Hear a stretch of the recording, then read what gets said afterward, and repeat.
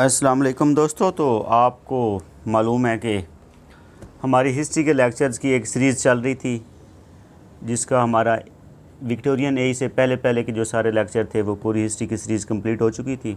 तो आज का हमारा जो टॉपिक है वो है Victorian as. It is the rain of queen Victoria which extended from 1837 to 901।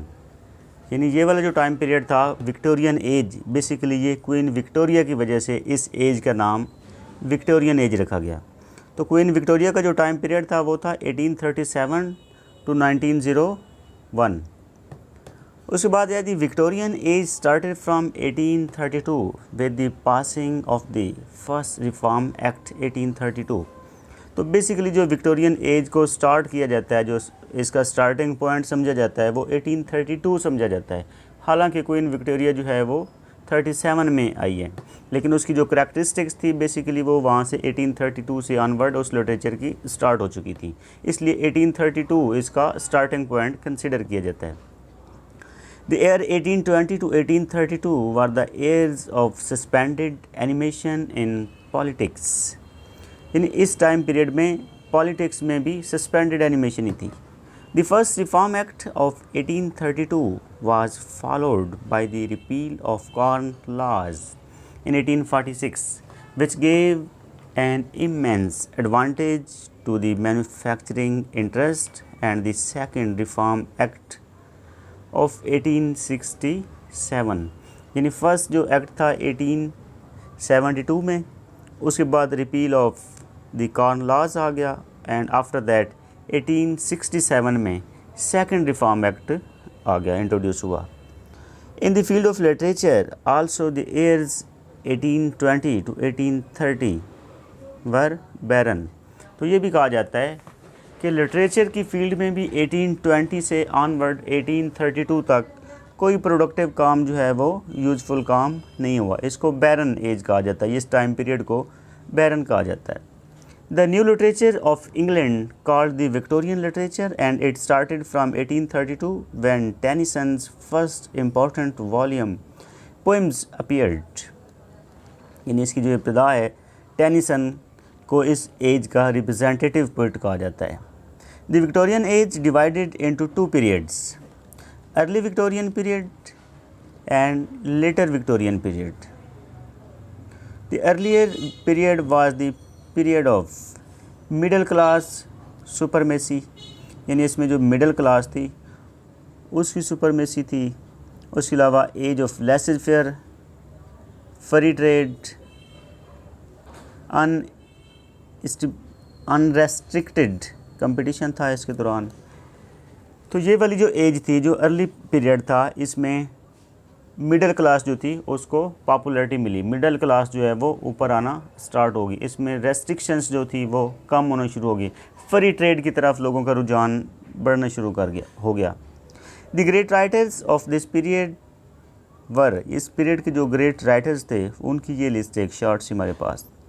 Tennyson, Browning, Matthew Arnold, Carlyle, Ruskin, Dickens, थैकरे।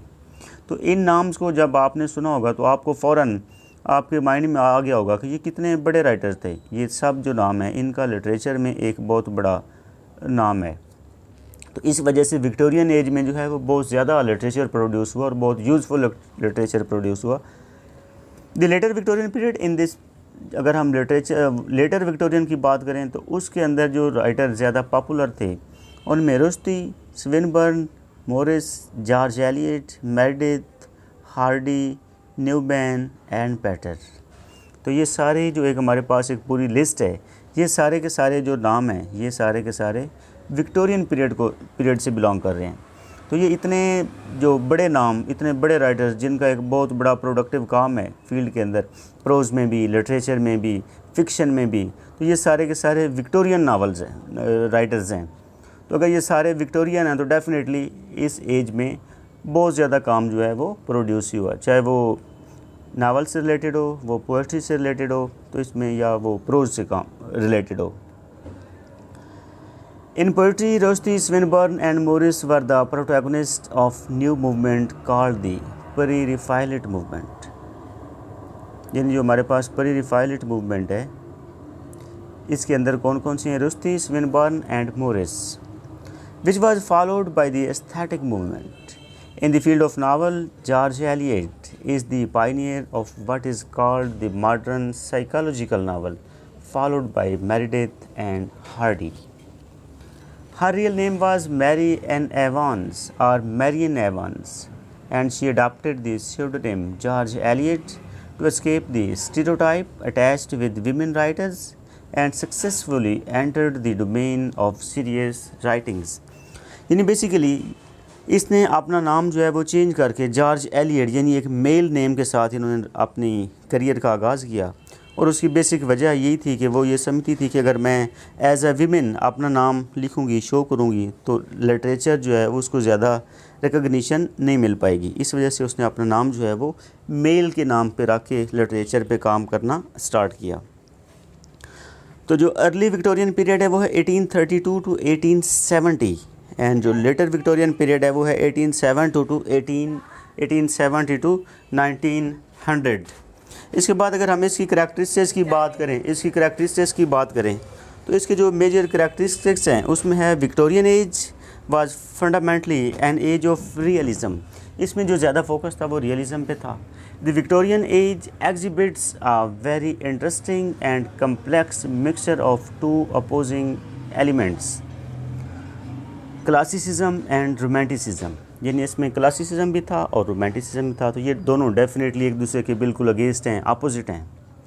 Basically it was inclined towards classicism on account of its rational approach to problems of life, a search for balance and stability, and a deeply moral attitude, but on account of its close proximity to the romantic revival which had not completely exhausted itself. तो इसमें basically जो characteristics हैं वो कुछ romanticism की थी और कुछ क्लासिसिज्म की भी मौजूद थी। The spirit of romanticism also survived and produced counter currents. Poets of early Victorian period, अगर हम इसके जस्ट पोइट्स की बात करें तो उनमें जो पॉपुलर नेम है वो है टेनिसन, ब्राउनिंग, आर्नल्ड। ये तीन नाम जो हैं ये अर्ली विक्टोरियन में एज अ पोइट बहुत पॉपुलर हैं। Tennyson's position was assured as in Wordsworth language, यानी वर्ड्सवर्थ ने कहा था टेनिसन के बारे में, decidedly the greatest of our living poets. यानी वर्ड्सवर्थ जो है वो टेनिसन को कहता है कि जो मौजूदा पोइट हैं, यानी उस टाइम पीरियड के जो पोइट्स हैं उन सब में जो ग्रेटेस्ट है वो टेनिसन है।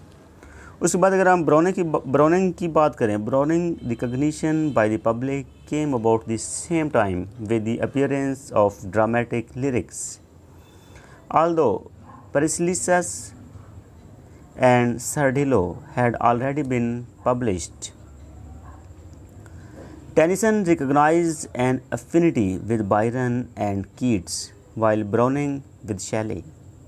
जो टेनिसन है उसकी अटैचमेंट बायरन और कीट के साथ है, लेकिन जो ब्राउनिंग है इसकी अटैचमेंट शैले के साथ है। अल्फ्रेड टेनिसन की अगर हम डिटेल के साथ बात करें, he is the most representative poet of the Victorian age. तो ये बड़ा ऑफन यूनिवर्सिटीज़ के जो शॉर्ट क्वेश्चन हैं या एमसीक्यूज़ हैं उनमें भी पूछा जाता है, और पीपीएससी में भी ये क्वेश्चन जो है वो पूछा गया था, representative poet of the Victorian age, तो वो है Tennyson. Darwin's theory of evolution believed in struggle for existence, the survival of the fittest. In this there was a conflict between science and religion. तो basically इस age के अंदर, इस पीरियड के अंदर मुख्तलिफ़ चीज़ें जो हैं वो मुख्तलिफ सामने आई और लोगों की मुख्तलिफ फ़िलासफ़ीज़ जो है वो सामने आई, मुख्तलिफ थेरीज़ आई। तो कहीं पे लोग जो हैं वो रिलीजन को फोकस कर रहे हैं, कहीं पे लोग जो है वो साइंस को फोकस कर रहे हैं, कहीं पे उन चीज़ों को आपस में कंपेयर कर रहे थे। अगर हम टेनिसन के वर्क्स की बात करें तो उनमें जो उसके पॉपुलर वर्क्स हैं उनमें है In Memoriam, Locksley Hall 60 years after, the Princess, in Maud, in Idylls of Kings. तो ये इसकी पॉपुलर वर्क्स हैं। Some of his shorter pieces such as break break break, tear idle tears crossing the bar. Tennyson is a master of imaginative description, which is seen at its best in The Lotus Eaters. यानी imaginative description जो है वो Tennyson उसमें master है, उसमें expert है. During his lifetime, Tennyson was considered as the greatest poet of his age, but after his death, a reaction started against him and he was given a much lower rank among the English poets. तो ये lower नहीं है बल्कि lower ranks है. तो उसका जो Tennyson का अपना टाइम पीरियड था जब वो ज़िंदा था तो तब उसको ग्रेटेस्ट पोएट समझा जाता था, कंसिडर किया जाता था, उसकी वर्थ बहुत ज़्यादा थी. लेकिन उसकी डेथ के बाद लोगों ने उसको लोअर रैंक पे लेकर आ गया. रॉबर्ट ब्राउनिंग की अगर हम बात करें तो browning and Tennyson was contemporaries and their poetic career ran almost parallel, but as poets they presented a glaring contrast. इन दोनों की कंटेम्प्रेरीज हैं लेकिन इनकी जो फ़िलासफ़ी है वो एक दूसरे से मुख्तलिफ है, डिफरेंट है.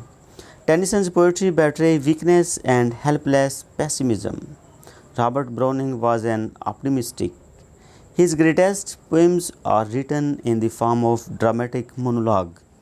तो जो हमारे पास रॉबर्ट ब्राउनिंग है इसका एक तो ऑप्टिमिस्टिक अप्रोच की वजह से ये पॉपुलर था, दूसरा इसकी ड्रामेटिक मोनोलॉग. यानी ये जो दो क्वालिटीज़ हैं ये ब्राउनिंग के साथ बहुत एग्जैक्टली अटैच की जाती हैं. His first poem was Pauline. उसके बाद हमारे पास है Matthew Arnold. Arnold, though a great admirer of Wordsworth, reacted against the ornate and fluent romanticism of Shelley and Keats. He was a great critic of poetry. His famous works are. आपको पता है कि जो Matthew Arnold है ये basically poet भी था, critic भी था और प्रोज राइटर भी था. तो इसके अगर हम पॉपुलर वर्क्स की बात करें तो उनमें है स्ट्रेड्स रिवेलर, Empedocles on Aton, Sohrab and Rustam, The Scholar Gypsy, Thyrsis and Elegy on Clo. ये इसके मेजर वर्क्स हैं. अगर हम माइनर पोइट्स की बात करें तो उनमें ज़्यादा जो पॉपुलर है वो है Mrs Browning and Clough. Elizabeth Barrett became Mrs Browning in 1866. यानी 1866 में जो एलिज़ाबेथ बैरेट थी उसकी शादी ब्राउनिंग के साथ होगी तो वो मिसेस ब्राउनिंग के नाम से पॉपुलर होगी. तो मिसेस ब्राउनिंग के जो पॉपुलर वर्क्स हैं उनमें है Cowper's Grave, the Cry of Children, Sonnets from the Portuguese, Aurora Leigh. Arthur Hugh Clough की अगर हम बात करें तो he is a friend of Arnold. Arthur famous works कौन कौन से इसके हैं? Dipsychus, The Double Soul, The Bothy of Doberna Village. और जो अर्ली विक्टोरियन पीरियड के जो नावलिस्ट हैं उनमें जो टॉप पे जिनको सबसे ज़्यादा एप्रिसिएशन मिली वो डिकन्स और थेकरे. ये दो जो राइटर्स हैं दो ये सबसे टॉप पे कंसीडर किए जाते हैं अर्ली विक्टोरियन नावलिस्ट में. अगर हम माइनर नावलिस्ट की बात करें तो उनमें Disraeli Bronte sisters, Mrs Gaskell, Charles Kingsley, Charles Reade, Wilkie Collins and Trollope. तो ये सारे के सारे जो हैं ये माइनर नावलिस्ट हैं. चार्ल्स डिकन्स फेमस वर्क्स कौन कौन से थे? उसका जो फर्स्ट वर्क था वो था स्केचेस बाय बोज. तो ये बेसिकली जो बोज है ये भी चार्ल्स डिकन्स ने अपना सीडोनेम यूज़ किया था, अपना निक नेम के तौर पर उन्होंने सबसे पहले जो अपना वर्क में एज अ बोज यूज़ किया था. तो ये इसका फर्स्ट वर्क था स्केचेस बाय बोज. उसके बाद Pickwick Papers, Nicholas Nickleby, Dombey and Son, David Copperfield, Bleak House, a Tale of Two Cities, Edwin Drood, unfinished. यानी इसका जो ये लास्ट वर्क था एडविन ड्रुड ये कंप्लीट नहीं हो पाया था. तो अगर हम विलियम मेकपीस थेकरे की बात करें तो वो डेफिनेटली डिकन्स का कंटेम्प्रेरी था क्योंकि उसके टाइम पीरियड में ही वो भी था. तो ये बेसिकली रियलिस्ट था.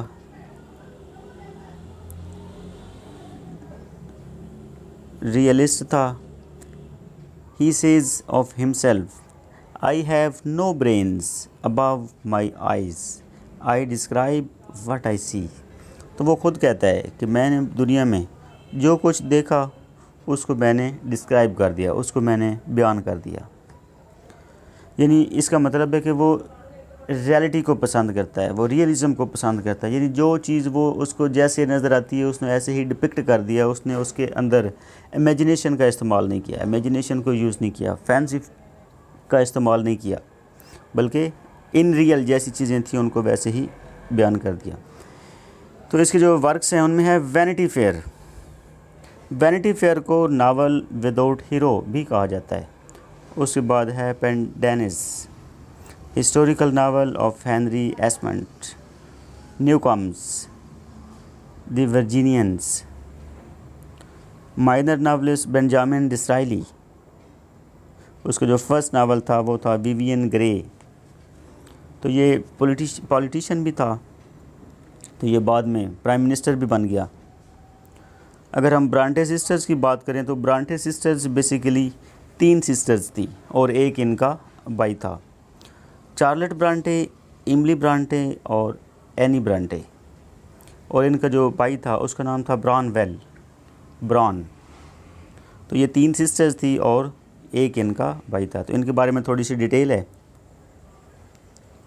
दे वर डॉटर्स ऑफ पैट्रिक ब्रांटे, यानी इनके फादर का नाम पैट्रिक ब्रांटे था और इनकी मदर का नाम मारिया ब्रांटे था। Their father Patrick himself was a well educated and a writer, यानी इनका फादर भी राइटर था और एजुकेटेड था।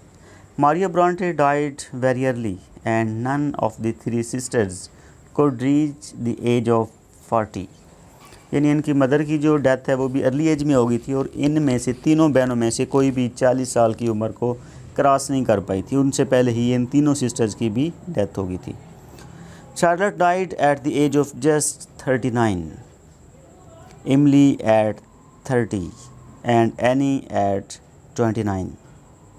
इन जो चार्लट थी उसकी डेथ 29 में हो गई थी, 29 ईयर्स ओल्ड जब वो थी। उसके अलावा जो इमली थी वो जब 30 साल की थी तो उसकी डेथ हो गई और एनी की 29 साल में ही डेथ हो गई थी। All 3 were educated bye their father at home and all of them were fond of story telling since childhood. तो उनको बचपन से ही स्टोरी बनाने का, स्टोरी बताने का शौक़ था। चार्लट ब्रांटे के जो फेमस वर्क्स हैं उनमें है जेन आयर, दी प्रोफेसर, वायलेट और शिरले। और जो इमली ब्रांटे है, इमली ब्रांटे ने सिर्फ़ और सिर्फ एक ही नावल लिखा था और वो था वदरिंग हाइट्स, और इसकी सारी पॉपुलैरिटी वदरिंग हाइट्स की वजह से ही है। और इसने स्यूडोनेम जो यूज़ किया था वो था एलिस बेल, यानी इमली ब्रांटे ने स्टार्ट में जब राइटिंग स्टार्ट की, पब्लिश कराने की कोशिश की तो तब एलिस बेल के नाम से स्टार्ट किया था। और जब ये बाद में कहते हैं कि इनकी जो सिस्टर थी उसने इनके नाम से चीज़ें जो थी, ये नावल जो था वो पब्लिश करा दिया।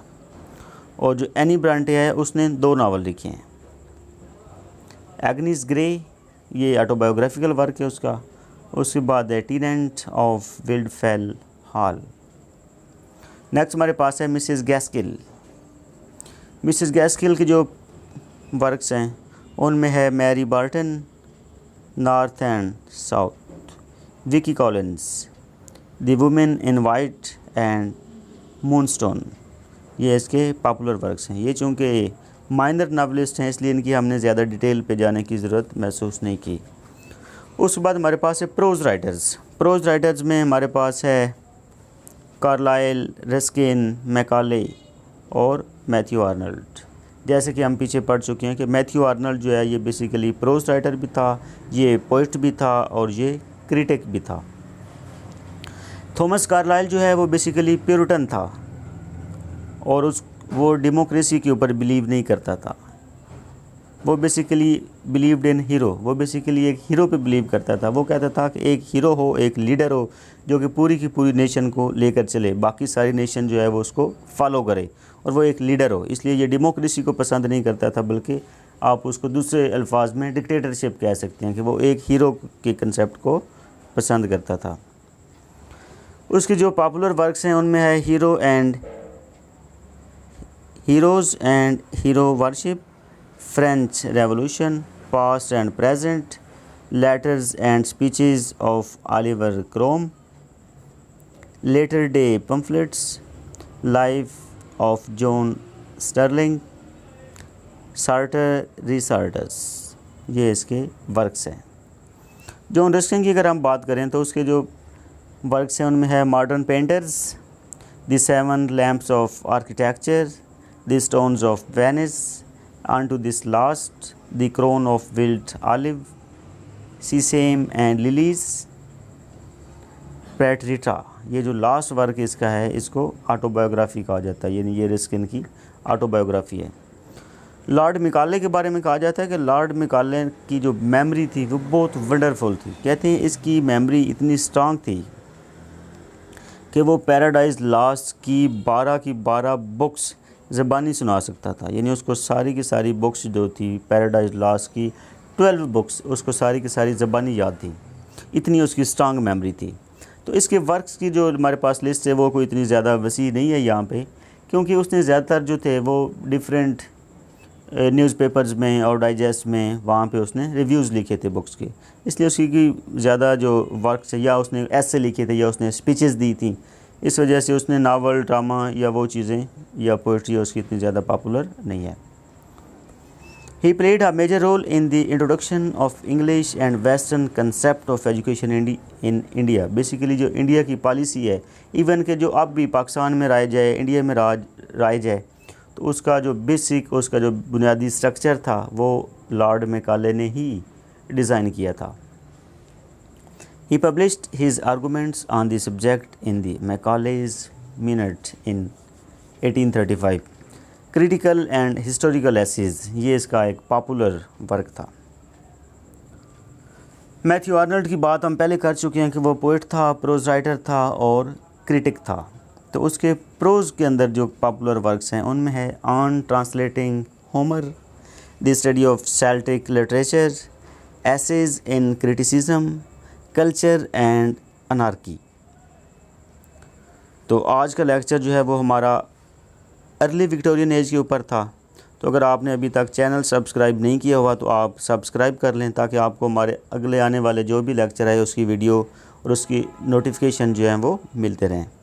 तो मिलते हैं नेक्स्ट लेक्चर में, जो कि हमारा होगा लेटर विक्टोरियन के ऊपर। अल्लाह हाफिज़।